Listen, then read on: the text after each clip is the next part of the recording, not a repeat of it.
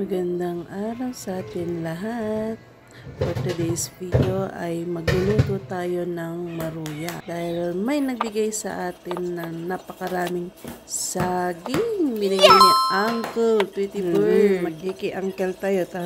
Ang tayo mit nga kaan-ano. Kasi mit Ilocano, magki ang uncle tayo. And marami pa siyang binibigay mga kakapsat. Hindi lang saging, kundi mga bread.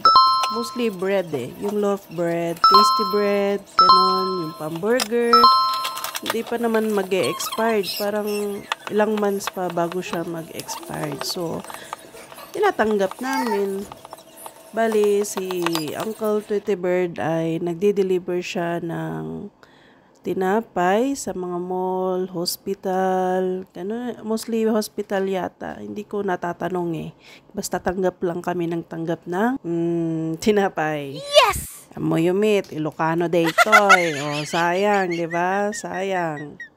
And nakapaglagay na ako rito ng baking powder, salt, at white sugar at inalo-halo ko na nga ito. At nakalimutan ko pala ang all-purpose flour. Iba, naglalagay ng evap.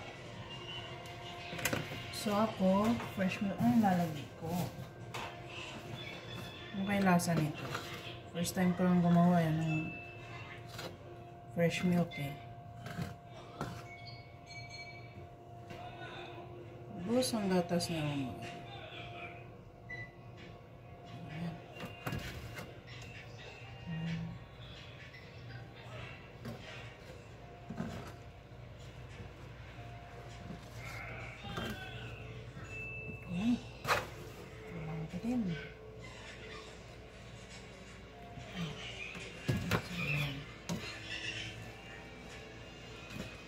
Hello!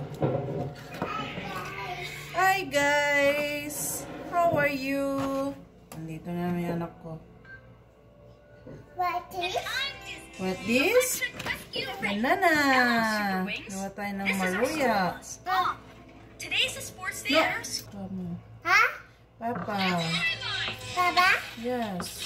Close me. Natin yung maruya. Ay! Love you. No. Kulit na naman ito. Mahulog ka, oh. Pwede na kaya ito. Oh, man.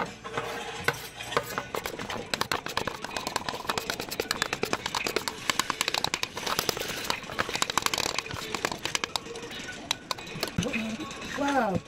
Ini. Ini nice. Wala na.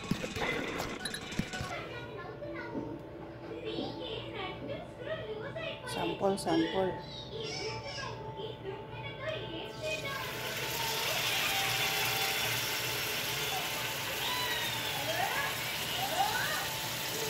Sunog yata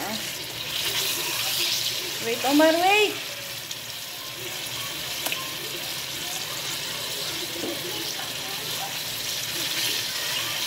Parami yung mantika. As of now, sinok po ang aking maruya. Hindi ko alam kung anong kulang dahil first time ko magluto ng ganito. Oh my God. Ito hindi makapag-antay, oh. Sumunod tuloy. So, please kakabsat. Hindi ko alam kung mape-perfect ko. Ito yung pangalawa, pangatlo. Medyo okay naman na siguro, no? Tapos ito, hindi ko sure. Second batch. At ito yung third batch.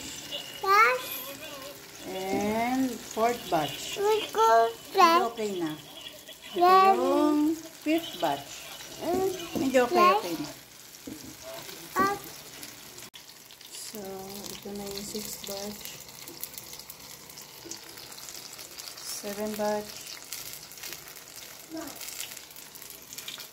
4th batch. Ito na nga, nasusunog na. Uy, lambot.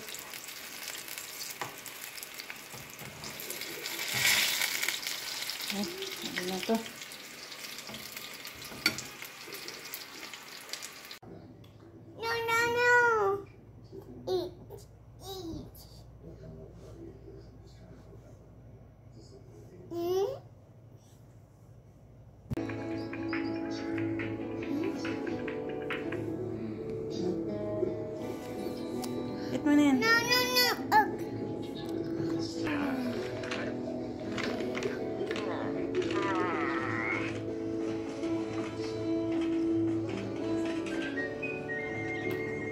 sayaw-sayaw pa. Oh, oh, oh.